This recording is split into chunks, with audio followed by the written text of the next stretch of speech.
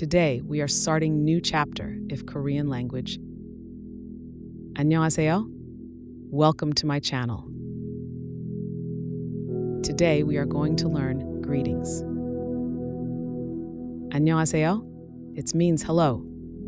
In informal way, we says 안녕 means hi.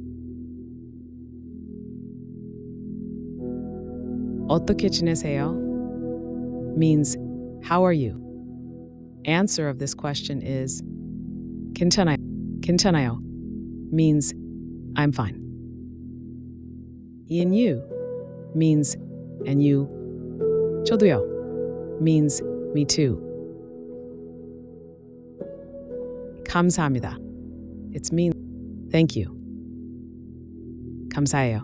It means Thanks. 유한응입니다. It means you are welcome. 안녕히 가세요 means goodbye.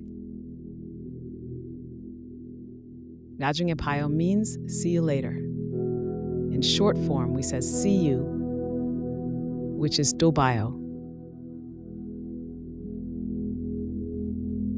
This is enough for today. Follow for more.